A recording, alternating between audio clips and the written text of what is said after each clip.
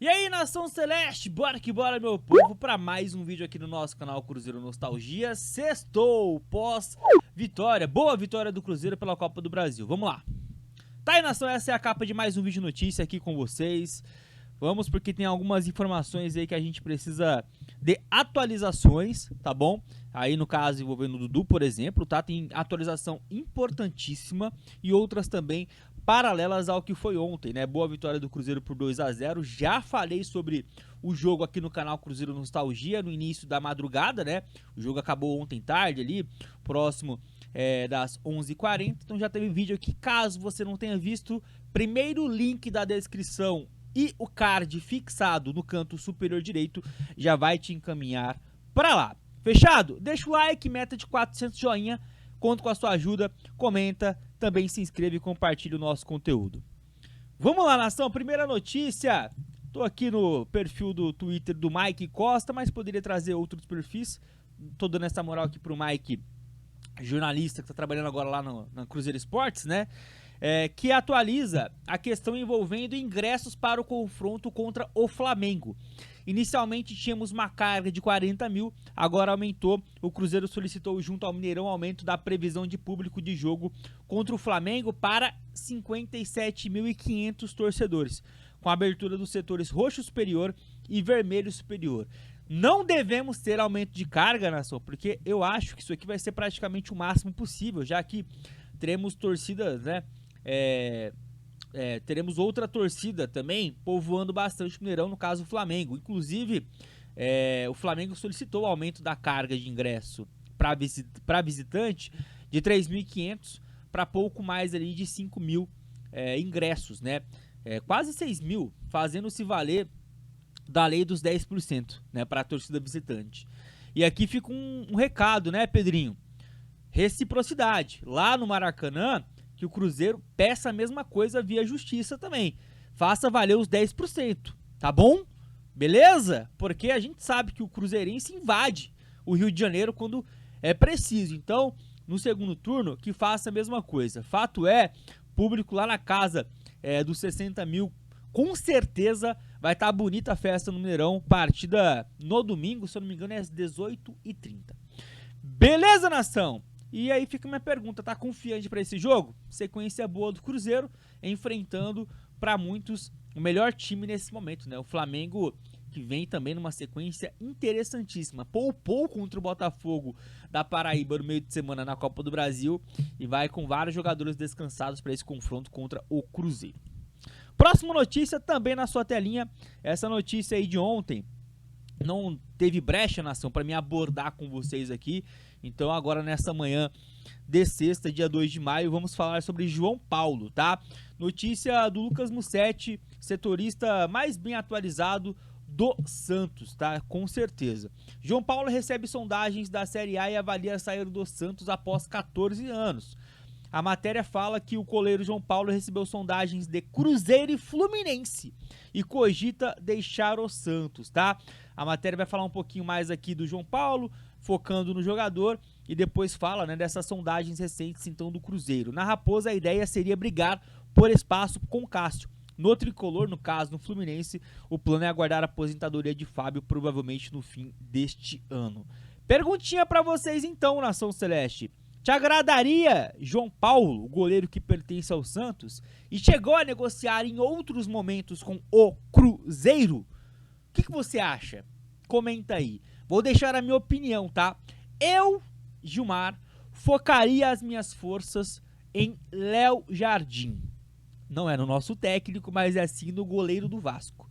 Leonardo Jardim, para quem não tá por dentro, ele tá em seu último ano de contrato com o Vasco, se encerra em dezembro. Daqui a pouco mais de um mês ele já pode assinar um pré-contrato com qualquer outro clube. O Vasco já fez 3 propostas onde ele negou as 3 propostas de renovação. O Vasco nos últimos dias fez uma 4ª proposta e até agora não teve resposta.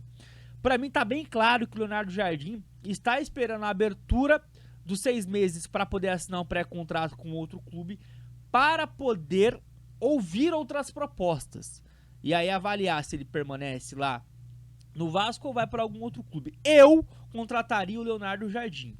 seria um goleiro que seria uma sombra gigantesca ao Cássio. E aí o Cássio escolhe manter o nível que ele tá nesses últimos 2 jogos ou ficar naquela oscilação e depois dando entrevista falando que tá tudo bem, né? Que foi ali falha contra o Red Bull Bragantino, falha contra o Palestino e dá pra citar outros momentos também. Assim, falhas diretas, né? Que ocasionaram em gols. Então, assim, se a gente tiver um Cássio desses últimos 2 jogos, o Leonardo Jardim chegaria no caso, né, nessa situação hipotética, banquinho aguardando a sua oportunidade. A gente teria a confiança de um bom goleiro ali.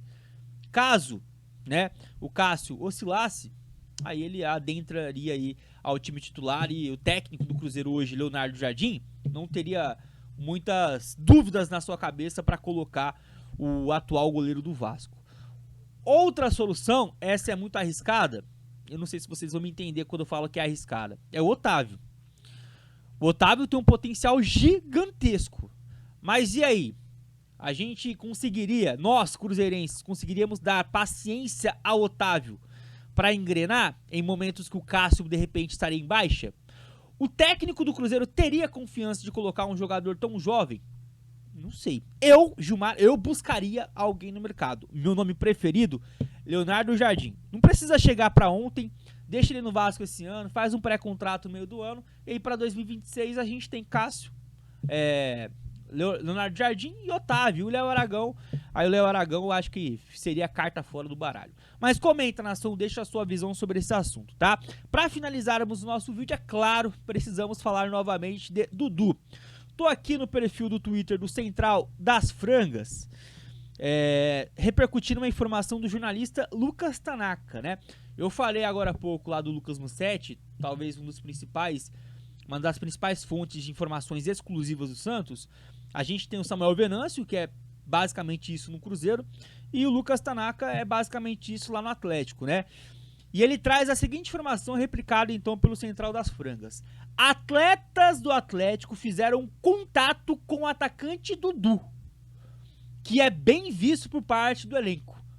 E vocês sabem quem manda no elenco do Atlético, né? É o seu Hulk, né? É o seu Genivaldo. Acho que é Genivaldo o nome dele, né? A possibilidade de sua chegada foi tratada com naturalidade no grupo. E aí, um último parágrafo, no Cruzeiro o atleta recebe 2 milhões, 1,5 milhão por mês, tá errado essa notícia, mas aceitaria reduzir o salário para jogar no Atlético. O movimento parte do próprio jogador. Então assim, Nação Celeste, ligou lá pro Hulk, ligou lá pros líderes do elenco do Atlético. Não adianta nada, né? Um jogador querendo cavar a ida para um outro clube e ligar para alguém que é coadjuvante. Tem que ligar para quem é protagonista. E para mim tá bem claro aqui isso daqui, tá bom? Essa notícia do Lucas Tanaka aqui, quando eu falo pra vocês assim, pô, é um setorista muito bem informado, eu digo isso pra vocês saberem, tá? O quão a notícia ela é de uma fonte confiável ou não. Então, eu custo acreditar que o Lucas Tanaka aqui está dizendo a verdade.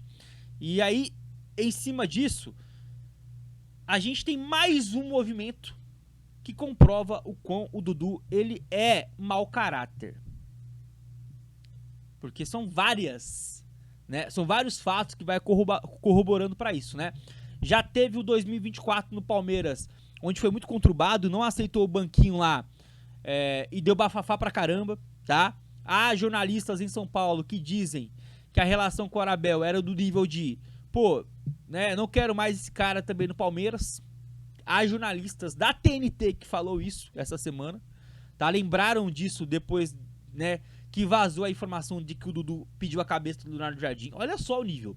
Aí teve a negociação do meio do ano passado, que ele acertou com o Cruzeiro verbalmente, acertou com a Leila, disse que iria, depois não foi mais. Isso é o quê? É alguém de caráter que toma essa decisão? Aí esse ano teve essa questão com o Leonardo Jardim, teve entrevista falando mal do treinador. Rapaziada, enfim, essa é só mais uma, tá? Ele, enquanto jogador do Cruzeiro ainda, decidindo o seu futuro, ligar para jogadores e um time rival, né, para tentar cavar uma vaguinha, é só mais uma, né, do seu Eduardo. Mas fica aí, tá bom? A informação. Opinem, nação. Opinem, o que vocês achariam, tá?